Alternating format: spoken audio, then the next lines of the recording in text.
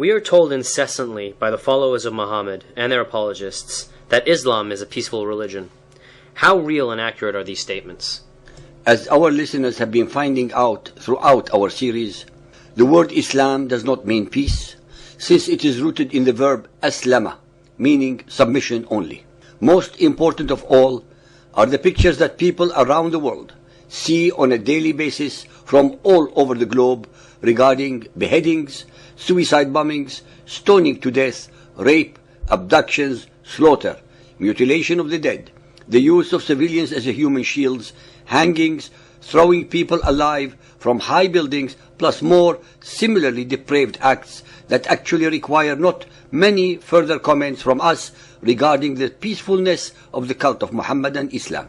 We must add more to the above. Pictures of little Muhammadan children being indoctrinated in schools and mosques with hating all so-called unbelievers, 80% of humanity, all Christians, Buddhists, Hindus, animists, Jews, atheists, Sikhs, Baha'is, etc., etc., with some of them wearing simulated suicide bomb straps. It was Muhammad who, 1400 years ago, unilaterally declared total and eternal war against all those who do not believe as he and his followers do.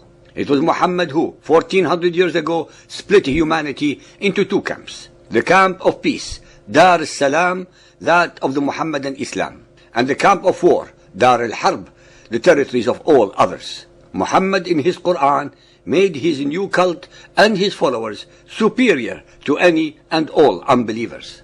Muhammad's agenda was simple and crystal clear: to proclaim himself as the new Messiah, his Quran as the new covenant, his Arabian followers as the new chosen people, and Mecca as the new Jerusalem.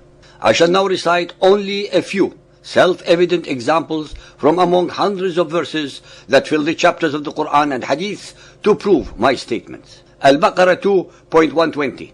Never will the Jews or the Christians be satisfied with thee unless thou follow their form of religion. Say, the guidance of Allah, that is the only guidance. Our religion is the baptism of Allah, and who can baptize better than Allah?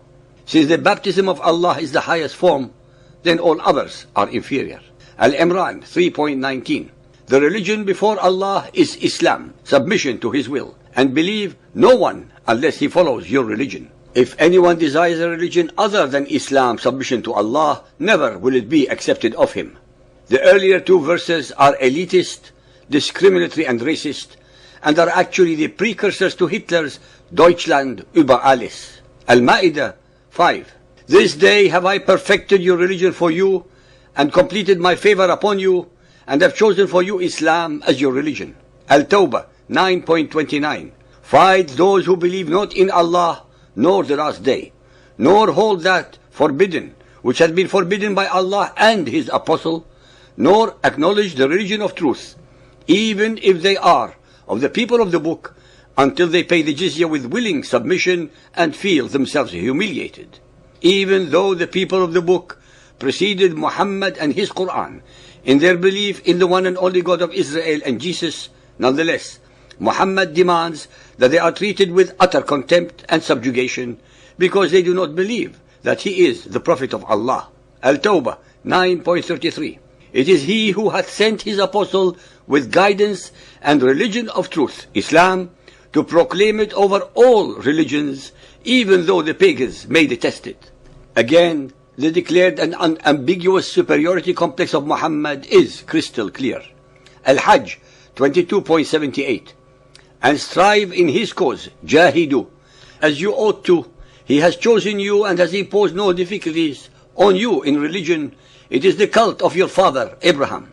It is he who has named you Muslims, both before and in this revelation. It is he who has named you Muslims both before and in this revelation has only one meaning: that the Arab people who followed the earlier revelations, the Jews and the Christians of Arabia, are also called Muslims, just like the followers of Muhammad, since they were the first to submit to the will of the one and only God of Israel and Jesus. Al-Fath 48.28. It is he who has sent his apostle with guidance and the religion of truth, Islam, to proclaim it over all religions, and enough is Allah for a witness. Al-Saf 61.9. It is he who has sent his apostle with guidance and the religion of truth, Islam, that he may proclaim it over all religions, even though the pagans may detest it. Sunan Abu Dawood 4310, narrated by Abu Huraira. The Prophet said, "There is no prophet between me and him, that is Jesus. He will descend to the earth. When you see him, recognize him, a man of medium height, reddish fair, wearing 2 light yellow garments, looking as if drops were falling down from his head, though it will not be wet. He will fight the people for the cause of Islam. He will break the cross, kill swine, and abolish jizya. Allah will perish all religions except Islam. He will destroy the Antichrist and will live on the earth for 40 years, and then he will die. The Muslims will pray over him." Can any sane human being explain this drivel? Now we come to the masterpiece of tolerance, the Charter of Umar, which does not leave much to the human intellect. In the name of Allah, the Merciful and Compassionate. This is a letter to the servant of Allah, Umar ibn al-Khattab, commander of the faithful, from the Christians. When you came against us, we asked you for safe conduct, aman, for ourselves, our descendants, our property, and the people of our community, and we undertook the following obligations towards you. We shall not build in our cities or in their neighborhood new monasteries, churches, convents, or monks' cells. Nor shall we repair, by day or by night, such of them as fall in ruins or are situated in the quarters of the Muslims. We shall keep our gates wide open for passers-by and travelers. We shall give board and lodging to all Muslims who pass our way for 3 days. We shall not give shelter in our churches or in our dwellings to any spy, nor bide him from the Muslims. We shall not teach the Quran to our children. We shall not manifest our religion publicly, nor convert anyone to it. We shall not prevent any of our kin from entering Islam if they wished it. We shall not seek to resemble the Muslims by imitating any of their garments, the turban, footwear, or the parting of the hair. We shall not speak as they do, nor shall we adopt their kunyas. We shall not mount on saddles, nor shall we gird swords, nor bear any kind of arms, nor carry them on our persons. We shall not engrave Arabic inscriptions on our seals. We shall not sell fermented drinks. We shall not clip the fronts of our heads. We shall always dress in the same way wherever we may be, and we shall bind the zunar round our waists. We shall not display our crosses or our books in the roads or markets of the Muslims. We shall use only clappers in our churches very softly. We shall not raise our voices when following our dead.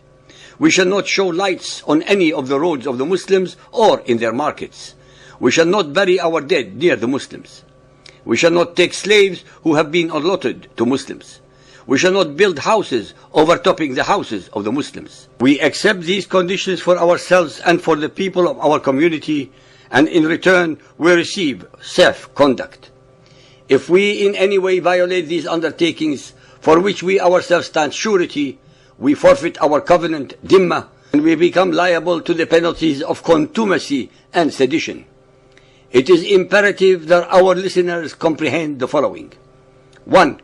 The Muhammadans were imposing degrading and discriminatory rules on the conquered peoples in their own homeland by the aggressors. 2. The Muhammadan Muslims were protecting the natives from whom? 3. Every condition above represents utter contempt for the religious beliefs and feelings of the subjugated peoples, for their culture, their heritage, and their dignity. 4.